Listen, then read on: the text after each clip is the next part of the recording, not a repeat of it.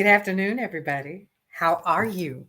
Welcome to the Brownstone. It's your girl Paulette, and I am a part of Brownstone Worldwide. We're currently in the Brownstone Worldwide studios, and I am here to give you a little bit of news and information that you can use and what is happening in the Brownstone this week that you need to know about.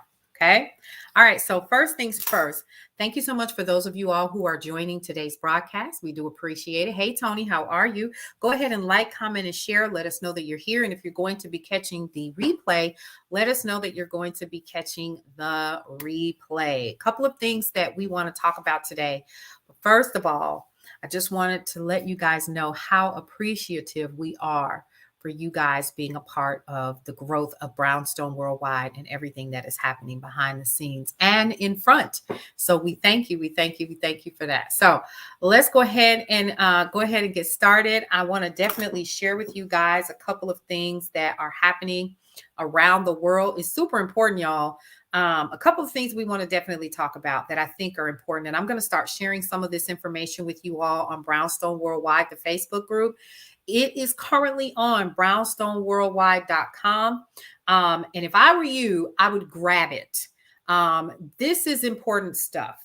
Okay. So the first thing that we want to definitely start talking about is we want to talk about what's happening in the news with a little bit of the politics of what's happening with this new thing that is coming out in July of 2023 that you all need to be aware of. And the reason why I think it's so important for us to talk about these things, hey, y'all, come on in, is because we don't talk about it enough. You know what we talking about? We talking about Freaknik. We're talking about Freaknik. We're talking about Hulu and the fact that everybody who did not keep their subscription is going to go and get a subscription or borrow somebody's subscription to go and watch the Freaknik documentary. I don't even know if it's out. I haven't been keeping up with it. In all actuality, I'm not bothered by it.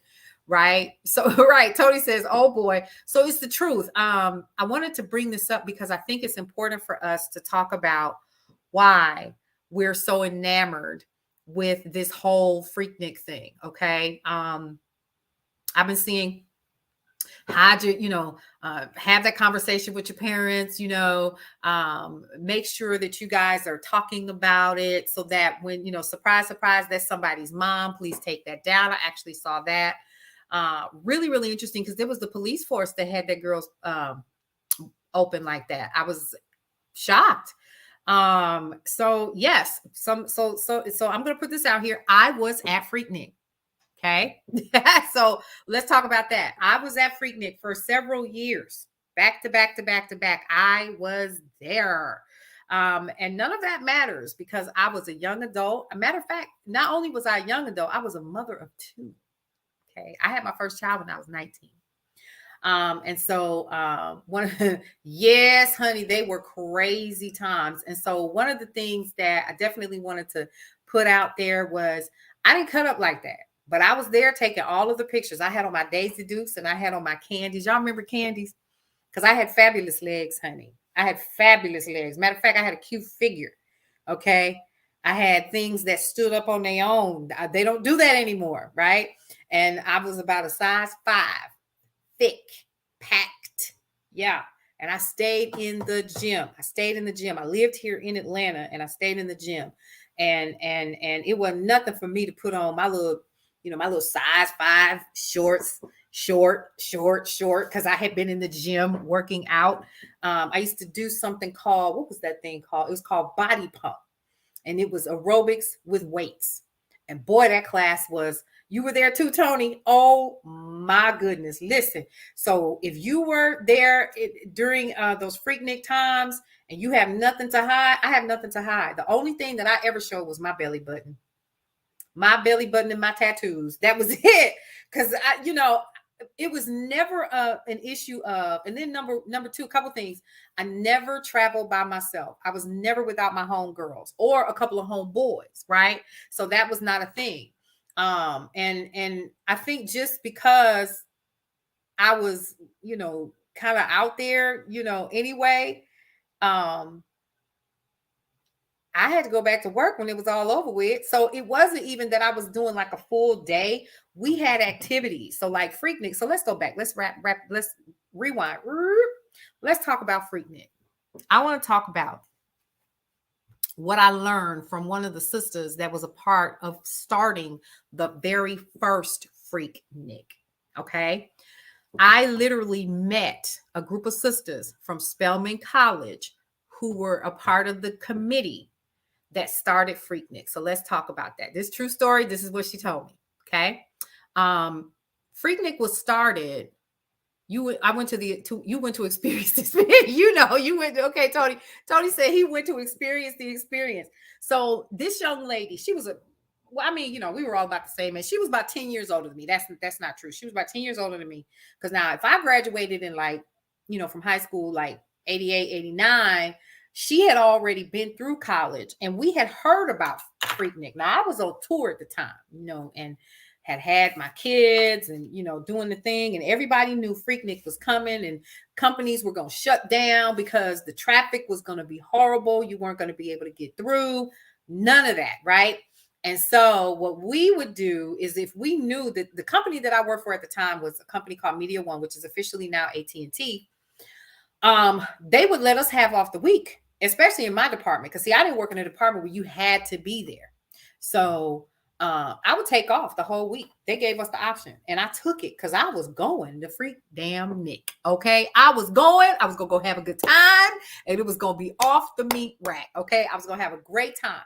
And so we already knew who was having what at what event, were we going to be at the Phoenix, were we going to be downtown off of Ponce, we're going to be hanging out at Piedmont Park. What were we going to be doing? Were we going to be off of Memorial Drive? Oh my God, Memorial Drive. You couldn't get through, baby, you couldn't get through 85 sometimes. The traffic was so bad. But now let's go back to when Freaknik first started. There is a song, and you've heard it, by a man by the name of Rick James, called Super Freak. The sister who was a part of the committee that brought Freaknik to Atlanta for the first time through the Atlanta University Center, it was several of the colleges that got together. Now, y'all know that the AUC has Morehouse, it has Spelman, it had Morris Brown. Morris Brown just came back, got the accreditation back. Morris Brown, and they had CAU, Clark Atlanta University. So the colleges got together during that time, and they wanted to, first of all, the song was hot. And they decided to have an all-out picnic based on Rick James's song, Super Freak. This ain't nothing nobody told me, but one of the sisters that was on the committee that brought Freaknik for the very first time, she said it started out as a really small college picnic, hence the name Freaknik. And they came up with the name because, again, Rick James' song was popular at the time. She's a super freak.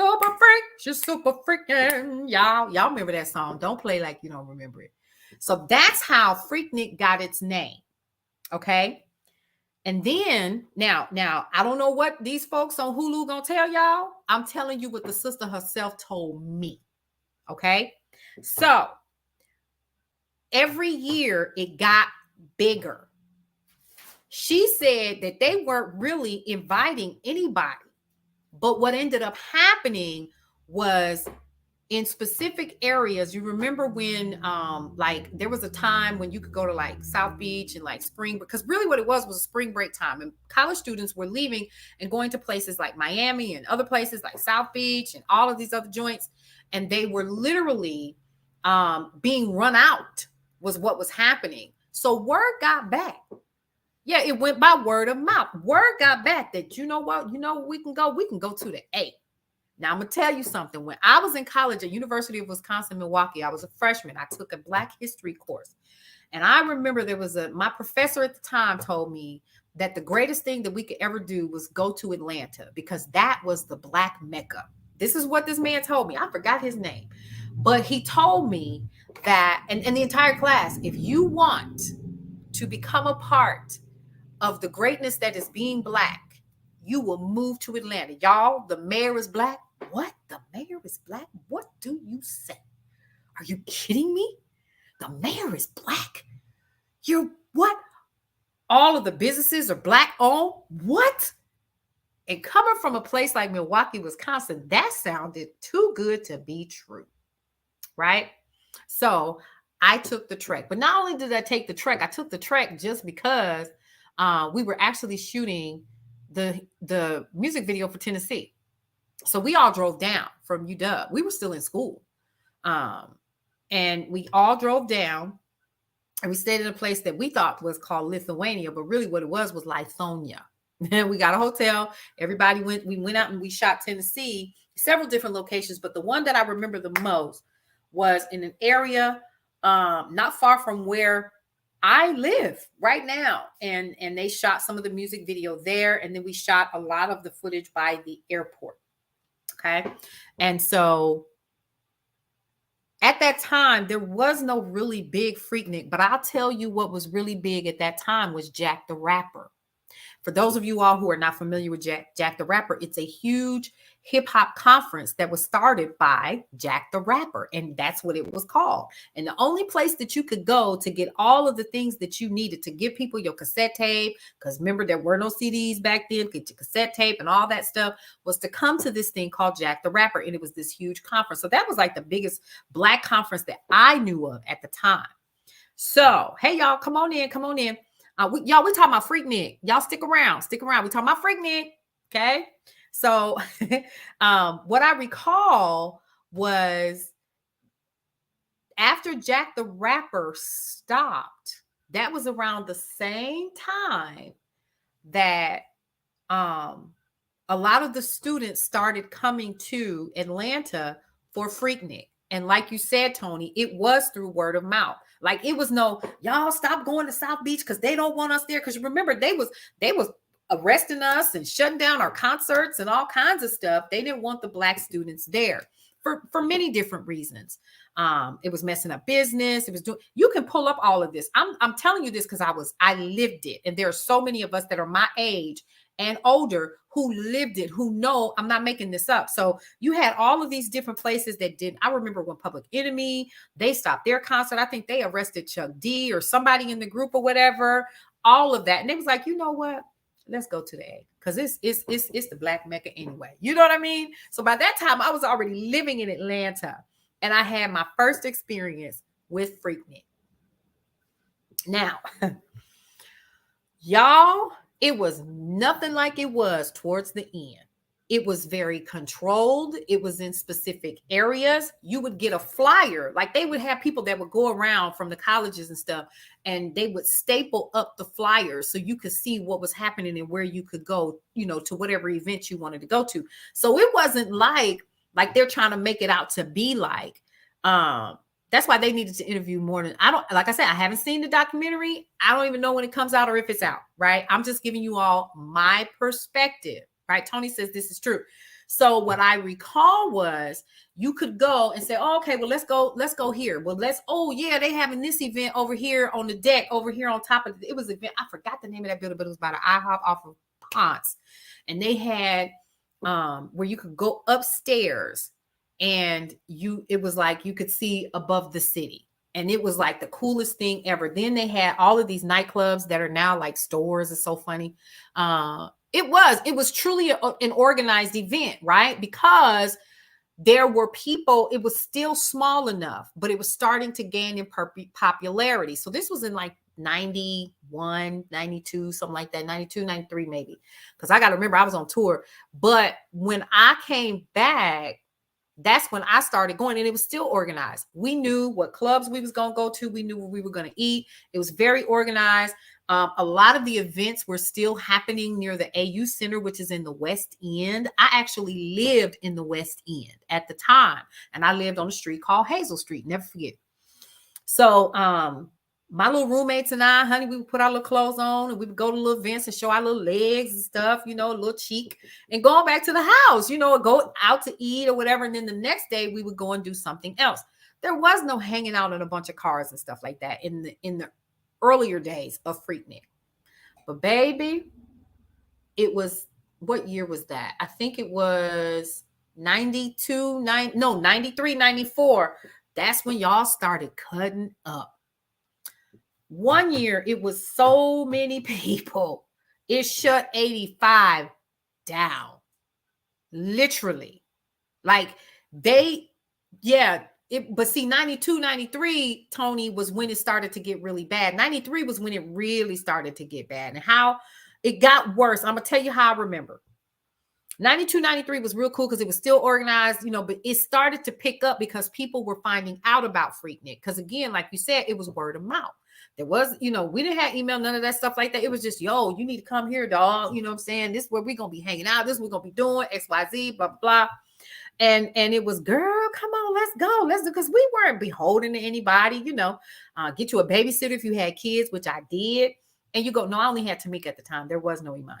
So Tamika was with her dad. And I literally was in college down here, living in the West End. And I went every year. I went, except the year I was pregnant with Imani. So the year I was pregnant with Imani, I didn't go. So from there, I remember that the year after she was born, I did go because it was like, girl, you gonna go? Yeah, go ahead, get a babysitter, whatever. So she happened to be with her dad for an extended period of time based upon a fight that we had. I remember that. And we went and something was different. See, by that time it was 19, because Imani was born in 94. So something was different. It seemed like everybody was showing, especially the women. Because see, again, we knew you're going to get your hair done. You remember, honey, I was the queen of the French roll. You hear me? I had the French roll. I had the little, the swoop bang, honey. I had the little piece, I have pictures to prove it. Okay.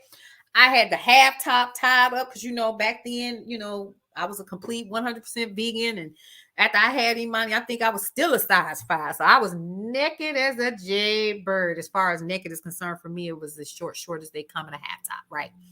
And it was probably cut way down. Matter of fact, I got pictures to prove it. Yes. And as a matter of fact, if you go through my timeline on Facebook, you'll probably find them. Okay.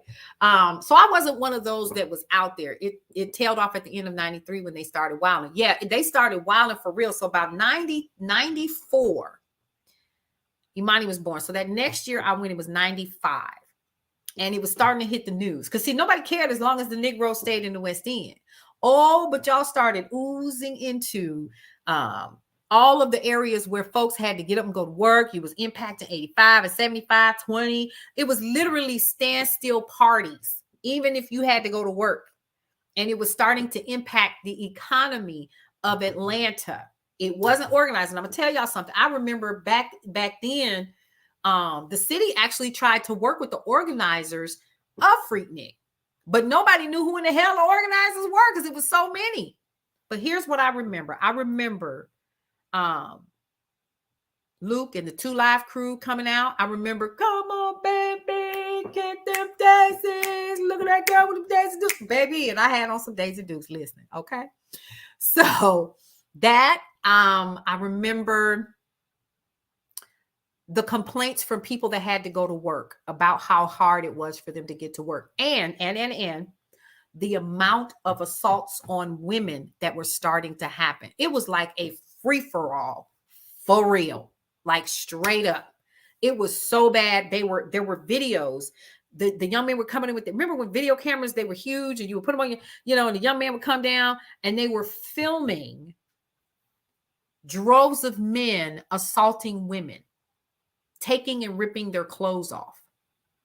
That was one year I didn't go. I think I had to work something. I remember.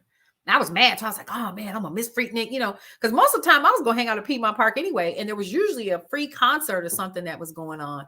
Or I was gonna be at the Dark Horse or, somewhere in Little 5 Points with the homies hanging out or something like that. Yeah, it was bad, Tony. It was really bad. And women were being raped.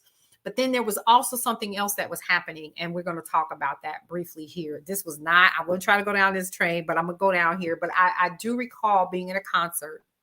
We're not going to say no names of the concert that it was. But they had women on stage. And the women had on thong undergarments. And they sat on the edge of the stage. And the men in the front had their way with them in broad daylight. And I thought, I don't know how I feel about that. it seemed wrong. You know what I'm saying? And the artist was performing and he seemed like he was good with it, like he was egging it on, and the sisters who were doing it was like 3 or 4 of them on stage. They never said a word. They were sitting there, and I'm not even gonna say the song because you'll know who it is immediately. And that's when I knew there were going to be problems. I was like, okay, time for me to go. I was like, are you ready to go? Yeah, girl, I'm ready to go. I don't know about this. Da, da, da. So we kind of backed out. We went to go find something else to do. Whether or not that was a part of what the women on the stage expected, that's what happened right there in broad daylight. And so I thought, yeah, this ain't cool. This is not cool. And so the last time that I went, Imani was 3 years old. And I didn't go. It just so happened that I was picking her up from daycare and Freaknik was happening. And so I was picking her up from daycare. I had to go to work. And I had parked my car where I always do on Memorial Drive. And that was right across the street from where the prison is now. And so when I parked my car over there, I went to the daycare, picked her up, and I had to walk to go get her because all the parking was gone. So I had to park further than I normally did. And when I walked back through, this is a true story. This really happened. That's when I knew. I was like, oh, hell no, I'm done with Freaknik. I was walking with her on one side. You know how as a parent, you're on one side of the street. The traffic was so bad. I was like, it's going to take me forever to get out of here. And a van pulled up. And I had her on one side and I was walking to my car. And I was like, oh man, it's going to take me forever to get out of here. And I'll never forget, somebody leaped out and tried to grab my baby. And Imani screamed. And I yanked her arm and I cussed him out. I'm not going to tell him what I said, but I'm going to tell y'all right now. If you know me in person, you know I cuss like a sailor anyway. So, and he was like, oh, I didn't know. I'm sorry. And I'm sorry. And I told him, I said, you see this as a little girl. What are you doing? I had my badge on. It was clear. I was trying to leave to go home. That was the last year that I went to Freaknik. The last year. Freaknik continued for 2 more years, I think. By maybe 97, 96, 97, somewhere around there. And so I recall them saying the city was about done. They were done. The police force was done. They didn't know what to do. They didn't know how. Because see, the problem was that they wouldn't work. The quote unquote organizers were not working with the city. So it was, and then the other thing was something that I learned as I started doing events in the city that I came from before I moved back to Atlanta, was that if you're not making that city no damn money, they're not going to support you. No way. The businesses weren't making money because all y'all doing is wilding out in the streets. You didn't bring enough money to tip anybody, so ain't nobody getting nothing to take home. People are having to literally shut down their businesses for a week because y'all coming in earlier and earlier. So you're impacting the economic status of the economic growth of the city, and it's during the summer. And so people got tired. And so one year, the last year that it happened, I was sitting at home and I was watching the news. I was living in Buckhead at the time, never forget it. And I was watching TV with Imani, and the kids were getting back on the trains and the buses, and one of them said, I'll never be back again. Well, what it was the city had put up barricades and all of that, and it rained really, really bad that year. Like it was a really cold year. And we didn't hear no more about Freaknik until about, I don't know, 5 or 6 years ago, maybe 10 years ago or so. So they're trying to bring Freaknik back, but I don't think it'll ever be the same. It'll never, it went from being a respectful event to celebrate this song by this guy who wrote a song called Super Freak and having a picnic with your college buddies to being an all out sexual assault on people and fights and the violence. And it was, and then here's something else. It stopped being just college students too. There were grown folks who was coming down to get some of the action. Seriously, there were people that were coming down. Oh, I'm gonna make me some money while I'm down here. Oh, I'm gonna go and mess where the hoes at, where they at. Big grown folks trying to get down here with these young people. And that too impacted what was happening with Juneteenth. So it was a culmination of different things. The assaults on women was off the chain. And it doesn't matter whether or not that woman asked for it or not, because we don't, depending on, what we got on, y'all think you have a right to touch us? That's a no. It's absolute no, And so, a really good event that could have really been positive for Atlanta turned out to be a mess. And I can honestly attest to you all that I did attend. I attended for several years and had a great time as a college student, not as an adult, not as somebody out there trying to, shake what a mama gave her, even though I'm going to keep them. Listen, I was up in here the other day and I was playing songs from that era, the Freaknik era. And when I tell you my thighs and my knees still hurt, my son was like, "Mother, what are you doing?" Because I still remember we used to have such a great time. We really did. It was just dancing and fun and food and going from one barbecue set to the next. That's really what it was until it wasn't, And then people figured out ways to make money, like concert goers and, people, the concert promoters and stuff like that, bringing all the events here.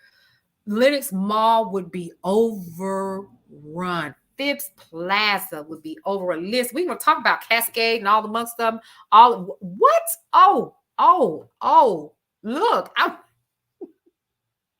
if I seem like I'm reminiscing of good, because we had so much fun. We did, but you had to be there in those areas and in those times. But in them later years, it was a mess. It really, really was. So here we are. And now they're talking about doing this Freaknik movie. I want to know where they got this footage from. And Lord knows, if you see me in anything, you won't know it's me. That's one, because I had blonde hair back then.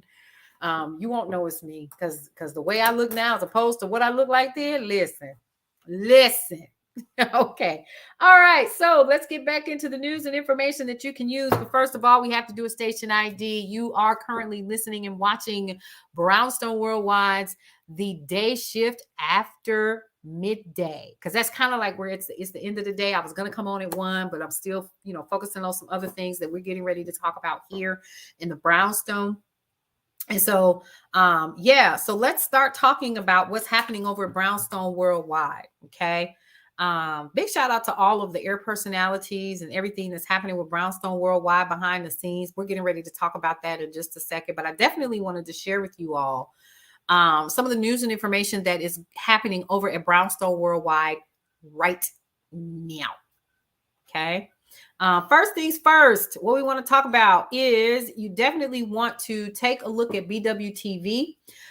Today's shows were Dr. Michelle Josie had an opportunity to hang out with Keisha Chester. She's a mindset marriage counselor, and they talked about your money and your mindset when you are married. So if you are not on brownstoneworldwide.com looking at all the things, you might want to do that because BWTV is where it is at.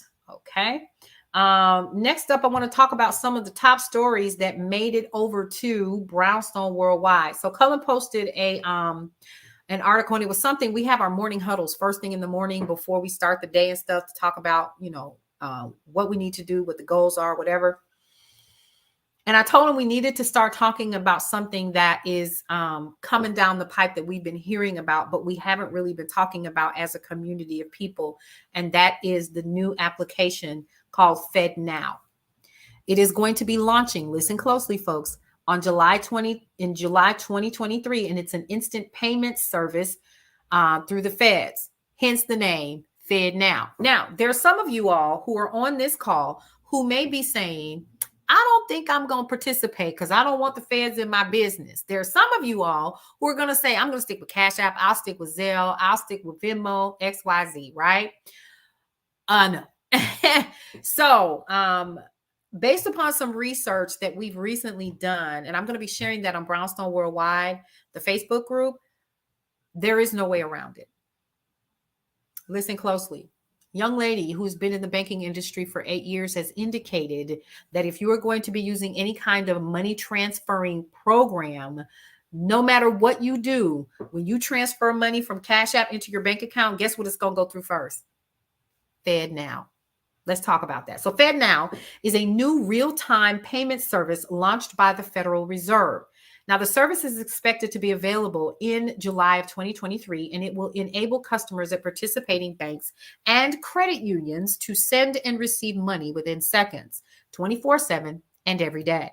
Unlike standard online transfers processed in batches, such as those through the automated clearinghouse network, FedNow is going to enable you to complete payments or transfers on weekends, holidays, and after bank business hours. Can't we do that already? What we need y'all for? Oh, okay. Okay, I thought so. Federal Chair Jerome Powell explained that FedNow is going to allow all banks in the United States, not just the big ones, to offer instantly available funds and real-time payments to their customers. Now, the service is going to be available to all banks and credit unions, but there's no requirements for them to join. Consumers, businesses, and non-bank payment providers won't be able to use FedNow directly, but they can access it through participating financial institutions. Neobanks, which are not banks, would need to partner with a participant bank. That would be like your Cash App, your Zelle, all of those. So FedNow will make clearing and settlement occur within seconds, according to the feds. So here's my question. The question that I'm having is aren't we doing that already? Why do we need an additional one that's run by y'all? Yeah, I said it just like that. Because see, I'm on one today. Because I just got through talking about, Freaknik. I'm good now. Sure to swing my way. Sure look good to me. Now would you please swing my way? Okay, I'm done. Okay. So the question that I have to ask is, why do we need y'all? You have to ask these questions, folks. You have to. Because if you don't ask these questions, you're going to be sitting ducks. Hence the reason why I come on here and talk about all of the things. Because they're the feds, like Tony said, they're the feds. But these are questions you need to ask yourself, like, why in the world would I want the feds in my business like that?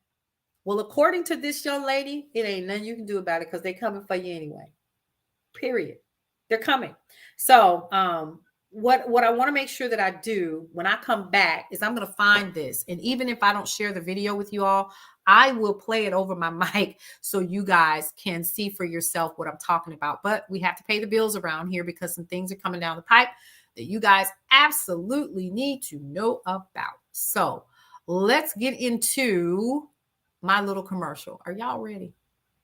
Y'all ready? Oh, hey, how you doing? Well, welcome to the Brownstone. What's going on, everybody? It's your girl Paulette, and I'm a part of Brownstone Worldwide, which houses, of course, you guessed it, brownstoneworldwide.com, KCCR The Brownstone, the podcasting app, and, of course, Brownstone Living Magazine. Guess what, folks? Do you see that sucker behind me?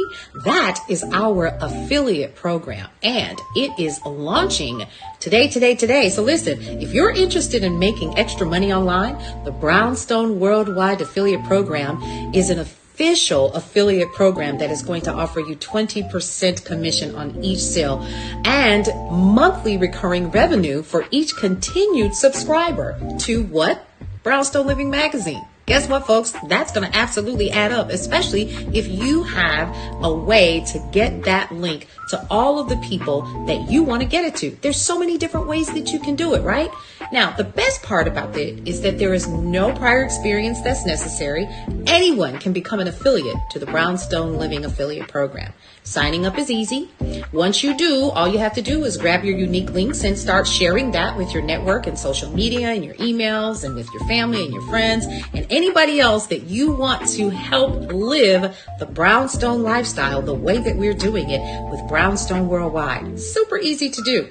This program actually is going to provide you with links and creatives to share in a variety of different ways so you can easily meet the goals that you set for yourself. Super, super simple. Now, every sale that's actually made through your unique link means a commission for you. Yeah, for you. It's a simple way to earn some extra cash for yourself or for your business if you're trying to offset a cost or pay off a credit card or just have some extra cash on hand. You can sign up by actually scanning that QR code right there, or using the link in my bio, right? It's going to say Brownstone Worldwide Affiliate Program. Don't miss out on this opportunity to make some extra cash for yourself. And guess what, folks? There are more ways to generate revenue through the affiliate program that are coming down the pipe. Get in now, and start earning some extra cash.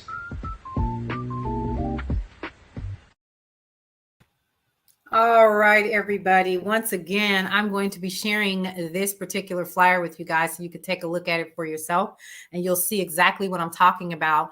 If you're interested in being a part of our affiliate program where you can actually make money by sharing our links to your community, all you have to do is take your cell phone, or you can literally, I'm going to go ahead and pull this up and I'm going to share with you the website that you can go to. This link right here is going to take you where you can literally sign up for Brownstone Worldwide's affiliate program. Again, this is a way for you to make passive income for your business or yourself by offering some of our most popular products and services to your customers and to your community. You can right now we have promoting Brownstone Living Magazine, a monthly subscription. I'm going to talk about that here in just a second. And we also have the $200 6-month business listing in Brownstone Living Magazine and much, much more. How do you do that? Go ahead and scan the QR code with your phone. You can register. It's free to do that. And then you'll be sent to a little waiting area where we are going to review your stuff, and then we're going to approve or deny, right? Because it has happened twice already. And so just to let you know, bit.ly/BWW affiliate is going to also take you there. If you have additional questions, you can always call the office at 770-862-0313. 470-862-0313 is the office number. Okay. All right. So I just wanted to kind of let you guys know about that. And let's talk about what's happening in the next couple hours. Boom. There you go. There you go.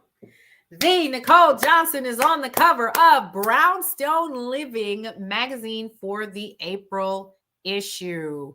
Oh my goodness. You do not want to miss her story, because she talks about how she learned how to handle her money, and she ended up purchasing a home and doing all kinds of other things. And now she literally teaches other women how to do the same thing.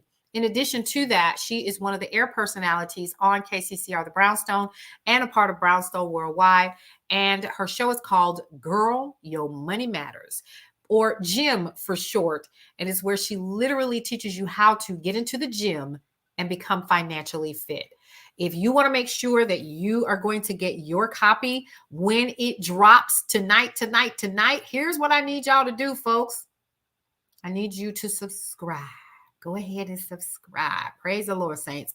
How can you subscribe? All you got to do, see, this is my fault, right? Because I should have had the link already up there. But this is what happens when you live and you're running your mouth and you're talking about Facebook. I'm sorry, Freaknik.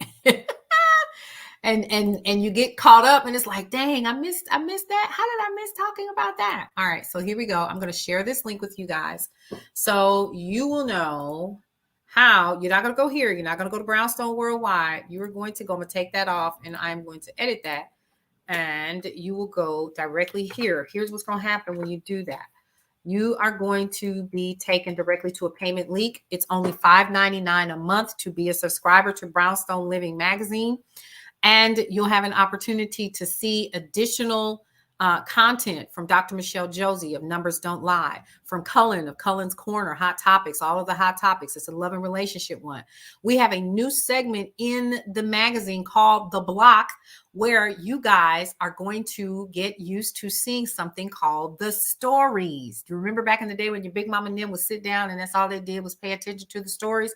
Well, guess what, folks? We have that officially in the Brownstone. Quiet as it's kept, though, y'all. You all have already seen the characters. You just probably weren't paying attention. How you can find out more about these new characters, we're going to start with our very first three. That's all I'm going to tell you. The first three characters, one is heartbroken. The other, he messed up. And the other one, Well, she's getting ready to have a baby.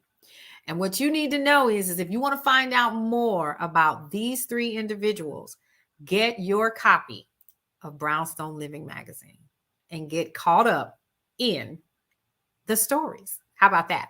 Again, the link is bit.ly/599. Monthly $5.99. Monthly $5.99.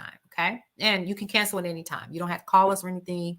You can literally just cancel. Okay. So that's pretty cool as well. All right. Now, let's get back into some of this other news and information that you can use. Because listen, we want to keep talking about some other things that are happening here in the Brownstone that I think is pretty good, pretty cool to talk about. And that is congratulations to this young man here. Let me go back over here. Nashville sends Justin Jones back to the Tennessee house after expulsion. You know he ain't gonna stop, right? Baby, he just getting started. They called him an uppity Negro. Yes, they did. And I'm talking about the white folks on the floor with him. Nashville's Justin Jones has returned to the Tennessee House of Representatives just 4 days after being expelled by the state's Republican-controlled House. Jones, a Democrat representing Nashville's House District 52, was reappointed as an interim representative by the Nashville Metropolitan Council in a unanimous vote following his removal from office in an extraordinarily and emotionally charged legislative session.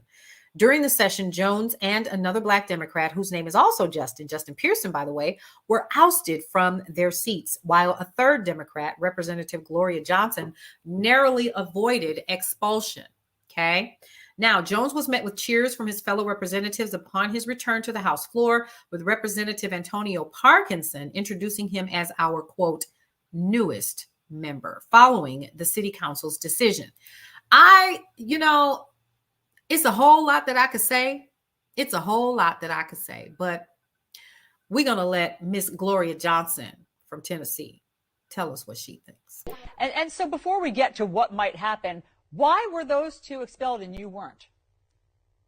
Well, I think it's pretty clear I'm a 60-year-old white woman, and they are two young Black men.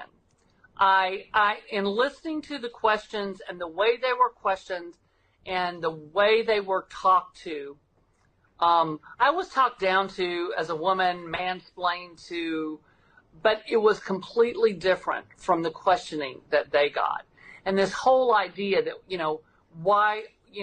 that you have to almost assimilate into this body to be like us. Oh, can you give us an example? I mean, how were they spoken to that struck you as racist?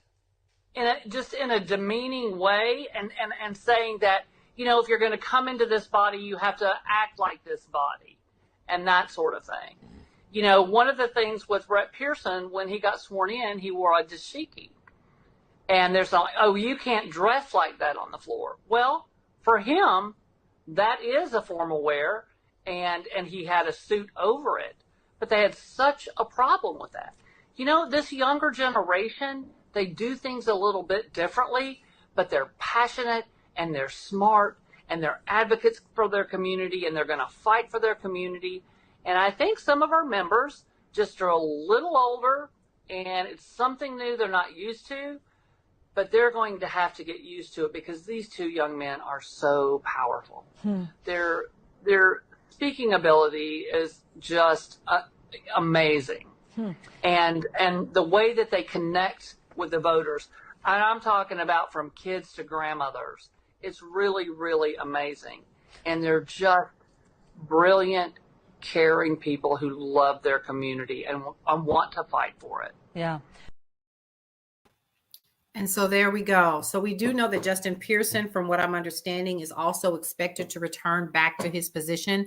And so we're just waiting more on news on that. So most definitely, she said the truth. She is a privileged white woman and she knows it, right? So according to what Tony said, it's an absolute fact. She's fully aware of it. But I like the fact that she knows it, right? And so that puts her, I wouldn't call her an ally. You know what I mean? That's not what I'm saying, but she's aware of it.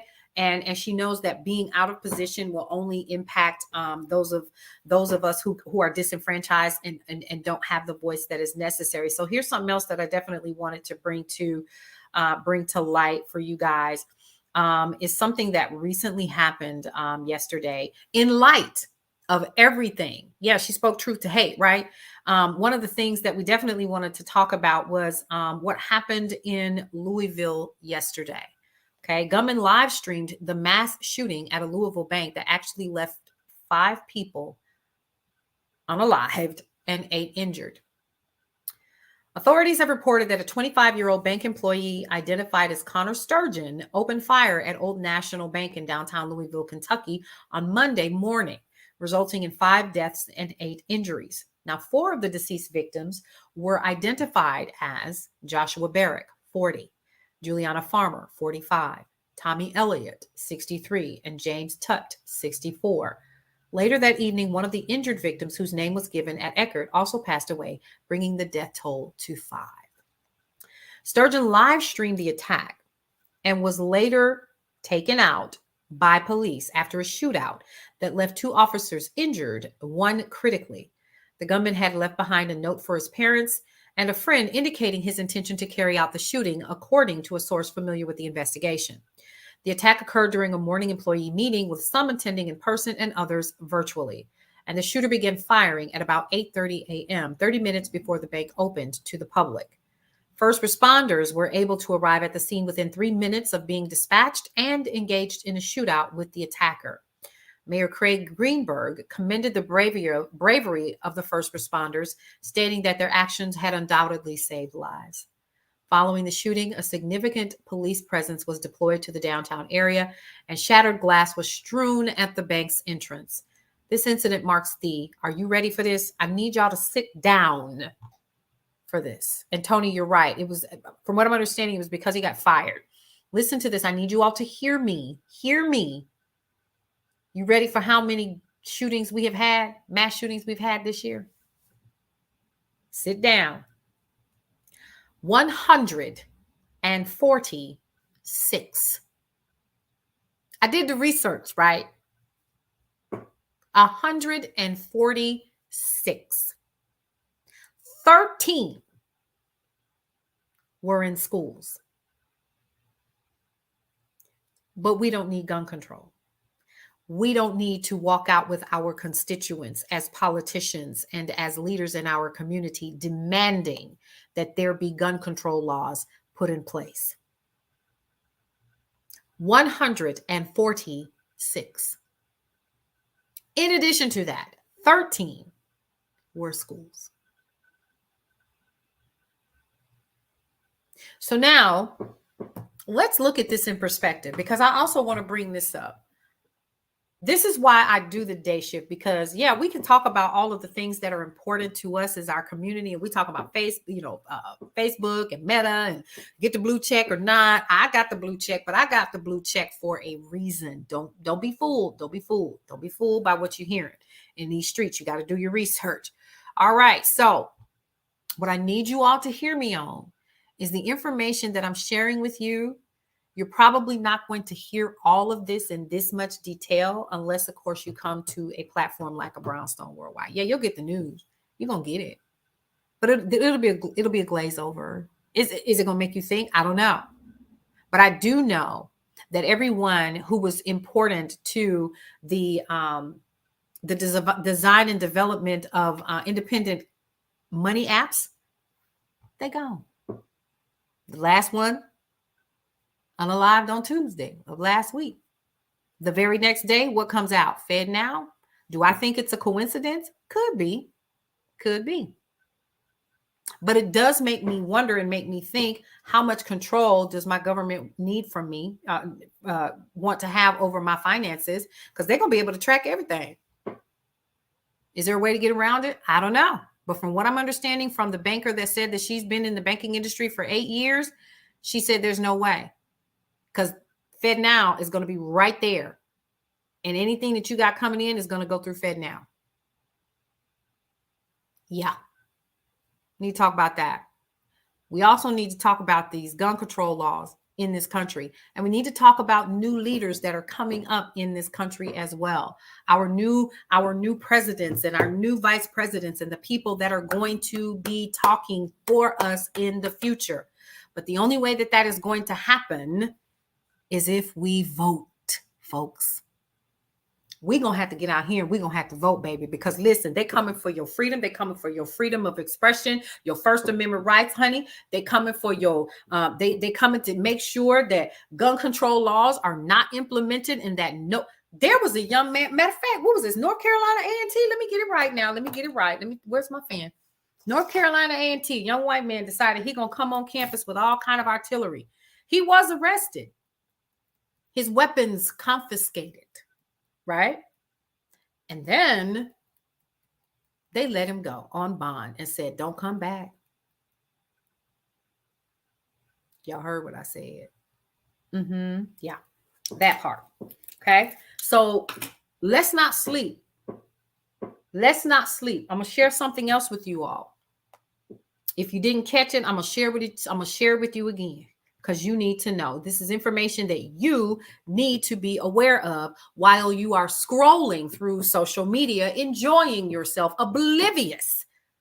And I didn't say all of y'all. Some of y'all oblivious. You don't have a clue what's going on. And then when you don't know, that's when it's going to smack you. And you're going to be like, I wish somebody had told me. I need you all to hear me. Are you ready? Saudi Arabia, Russia, UAE, Iraq, Kuwait, Oman and Algeria to cut oil production output until the end of 2023. The Chinese yuan surpasses the euro to become Brazil's second largest reserve currency.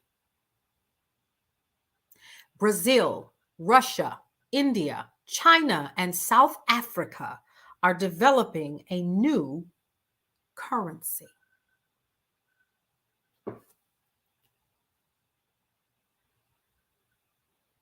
Did y'all hear what I just said? Do you all realize the value of the dollar is getting ready to be nil globally? Saudi Arabia partners with China to build an oil refinery for $12 billion. Malaysian Prime Minister says there's no reason to continue to depend on the US dollar. Now, see, in some of these countries where they're getting rid of the US dollar, we got embassies and offices. And the stronghold is the American dollar. Did you know that? Well, if the American dollar doesn't have weight anymore, you know what they're getting ready to tell us to do? Bye-bye. Get out. We don't need you. President of Kenya tells citizens to get rid of US dollars. Now, I saw this one. I sure did. I watched it. It was live. And my mouth flew open. He told his constituents on a Wednesday, you have until the end of the week to transfer your funds. See you later, Tony. To transfer your funds. Yeah. Over to your own money. Because come Monday, the US dollar will have no value here.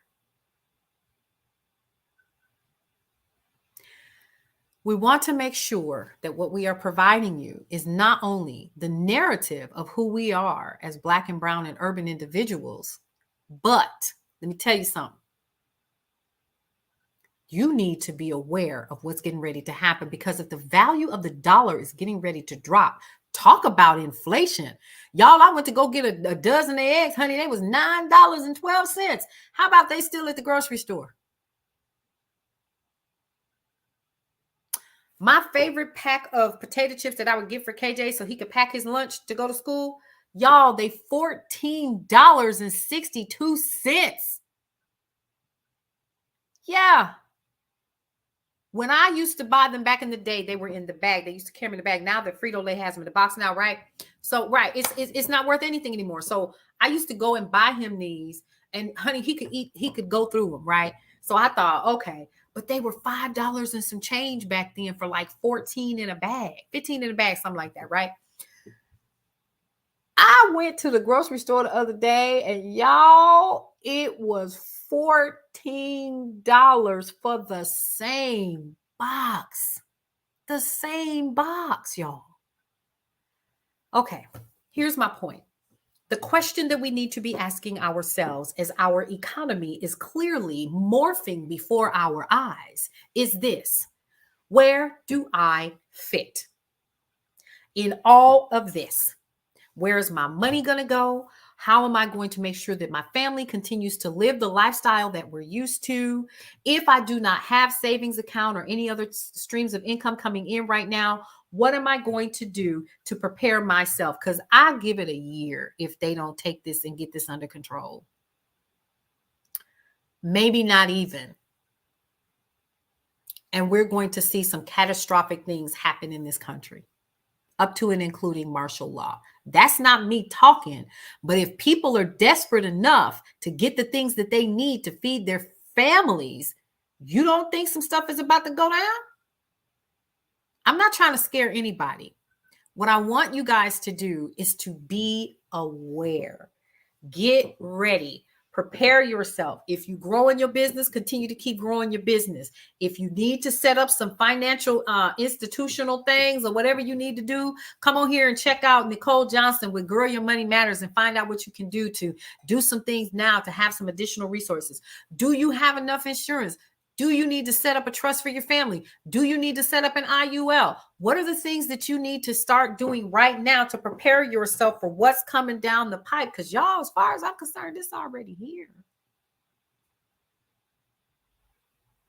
Position yourself accordingly. You give it 6 to 8 months, Tony? Yeah, you're probably right. Because they're not playing with us. They're not. Putin literally paid off Africa's debt to the U.S. to the tune of $20 billion. Done. He didn't do that for no reason. He needed alliances. Come on, y'all. He needed allies. He needed people that would work with him. Big, powerful people to take down the U.S. And the way that they can do it is economically. While we talk about Freaknik, and while we are internally hurting each other because we worried about what our babies are wearing to events, we're concerned about women's uteruses. We're concerned about critical race theory and killing people who are, or not killing people. Let me rephrase that. I heard somebody say that we need to kill this woke stuff, right? That's in Florida. They need to get rid of it. Get rid of all this wokeness, this woke culture. That's what was said, right? Banning books about the history that is ours. That is ours. And you know what we're doing? We won't vote. We won't vote. We won't vote in the primaries. We won't vote in the presidential election. And we some of the biggest complainers. We don't have enough monetary resources within these urban communities of ours to put people in position. You think that other organizations or groups are dealing with that? No. After they got rich off us. Come on, somebody. I'm just calling it like I see it. You know what I mean? Like, really. So we have to start looking at the totality of things. You can call me what you want, but you ain't going to call me a fool. I bet you I'm going to vote. And I'm going to do my research because I'm going to keep it 100 with y'all. I haven't seen hide nor hair of Kamala Harris until this issue that happened in Tennessee where those two young men were expelled. Now here she come. I ain't heard from you, girl. Where you been? Got everybody out here wearing pearls and chucks to get you voted in. Ain't heard hide nor hair from you. Yeah, and I did some research. I know what you've done, but I haven't seen you. Yeah, I'm fussing now. I'm just telling it like it is. Has anybody seen her? Then here you come. So you can give the black folks speech. When sometimes we didn't even know whether or not you claimed us anymore after you got the election. Yeah, I called it just like I saw it. See, my numbers are dropping. Because I'm telling the truth. I'm just keeping it 100. But there you go. You thought she was on vacation too, Tony. I didn't know what was going on, honey. I didn't know. I'm just keeping it 100. But all joking aside, the reality is is y'all, if it is my responsibility with this media platform that I have, with the radio station, with the magazine, and with what we have with Brownstone Worldwide, and using these different platforms to get the word out about what we are learning and what we know and what we research. When we shut down at, say, for instance, 5:00, we go into our final meeting of the day. Then after our final meeting of the day, guess what we do? We constantly researching and upgrading and doing different things, even if it hurts, because it's going to hurt some of y'all. It bothers me sometimes. It worries me. It really, really does. I be like, dang, are we really, what are we doing? Are we really talking about Trump for the umpteenth damn time? Why are we worried about TikTok? That's not our issue. Clearly. Okay, I'm done. All right, folks, let me finish telling you guys what's coming down the pipe. So you can see what we have coming up. Number one, next month is Mother's Day, right? Well, guess what we have? We have an entire program where we're going to be honoring the mamas. How will you be able to participate in that? Well, let me tell you how you'll be able to participate in that, and let me give you some information about what it is. All right. So first things first, the one thing that you need to know is that this particular program is specifically in for, hang on just a second, I need to pull it up. It is for you to honor your mom. That's it. How will you be able to do that? Well, I'm getting ready to share the link with you all. And if you want more information about that, you can definitely, hang on just a second. I'm going to do this one. Oh, we got so many promos. All right. So I'm going to choose that one. Okay. And let me share it with you guys. Oh, that's the wrong one. All right. So y'all see this, right? So Brownstone Worldwide, Dear Mama, a Mother's Day dedication. Let me explain to you what it is so you know. First of all, it's adorable. You know it is, okay? What it is it's a way for us to give back to Mama. How do we do that?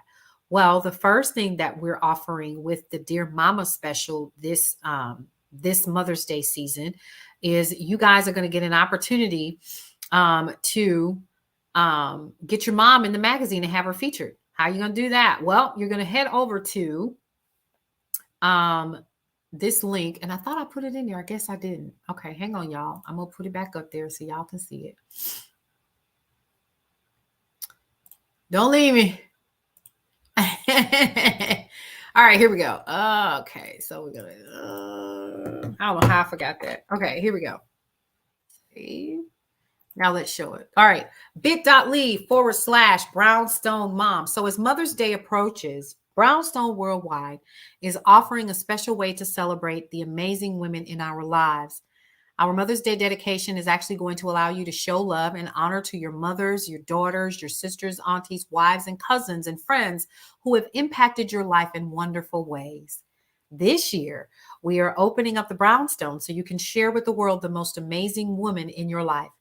KCCR, the Brownstone Vignettes, is going to feature your short stories and readings of your incredible mother or any other woman you consider as a mom from May 8th to May 14th, 2023.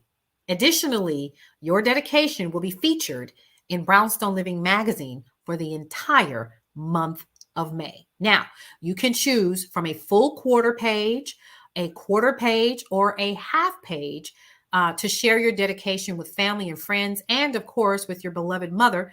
But hurry, space is limited in the magazine. Now, the deadline to have your dedication featured in the Brownstone Living magazine is going to be April 25th, 2023. And that is the link. If you want to go ahead and start that process, you most certainly can. bit.ly/Brownstone Mom. That's the first one. Okay.